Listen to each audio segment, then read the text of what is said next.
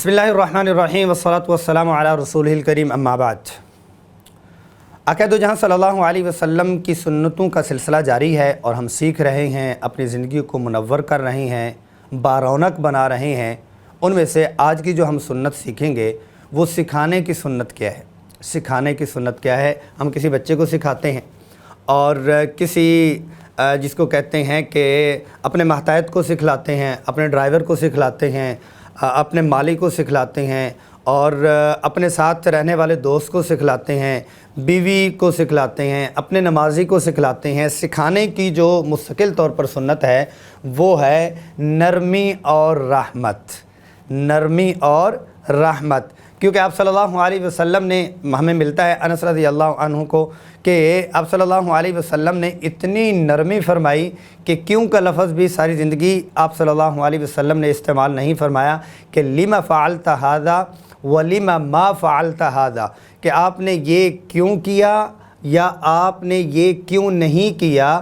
تو سکھلانے سے پہلے اللہ جل جلالہ نے الرحمن علم القرآن فرمایا ہے کہ رحمت، شفقت، نرمی ہے۔ اس کے بعد رحمت اور شفقت کے بعد آپ قرآن کا بیج ہے، محبت کا بیج ہے، رسول اللہ صلی اللہ علیہ وسلم کی تعلیمات کا بیج ہے، وہ پھر آپ لگا سکتے ہیں۔ جیسے آپ زمین کو کھرید کے زمین کو نرم بناتے ہیں، نرم بنانے کے بعد گٹھلی رکھتے ہیں، نرم بنانے کے بعد بیج رکھتے ہیں، نرم بنانے کے بعد آپ پودا بوتے ہیں تو اس کے بعد وہ پروان چڑھتا ہے۔ ایسے ہی تعلیم کا پودا، ایسے ہی قرآن کا پودا، ایسے ہی تہذیب کا پودا، ایسے ہی ثقافت کا پودا، ایسے ہی آداب کے پودے، پھول پتیاں اور پورا کا پورا باغیچہ آپ اگر لگانا چاہتے ہیں کسی ایک دل میں، کسی ایک شخص میں، کسی ایک آنکھ میں، کسی ایک معاشرے میں، تو اس کے لیے کیا ہے؟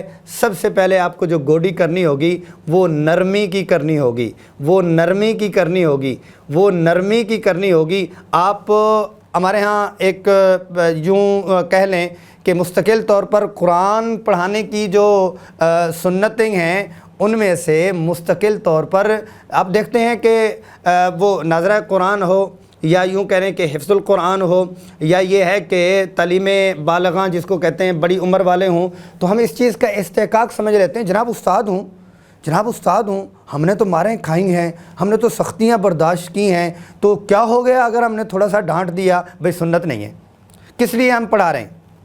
آپ صلی اللہ علیہ وسلم کی سنت کے لیے پڑھا رہے ہیں، تو پڑھانا مقصود نہیں ہے، سنت مقصود ہے، سنت مقصود ہے۔ اگر اس کا طریقہ ہی درست نہیں ہوگا تو صاف ستھرا نہیں ہوگا، اس سے گزرنے والا جو عمل ہے وہ کیسے صاف ستھرا ہوگا؟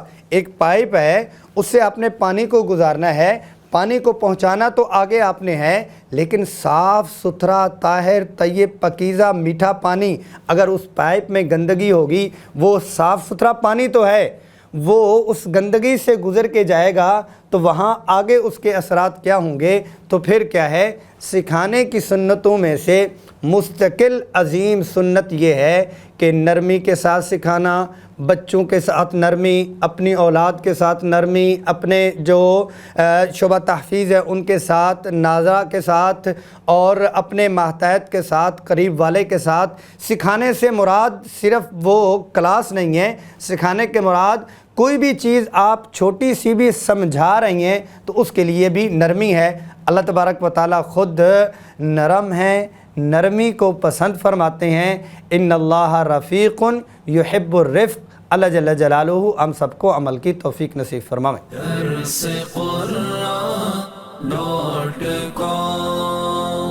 www.darsequran.com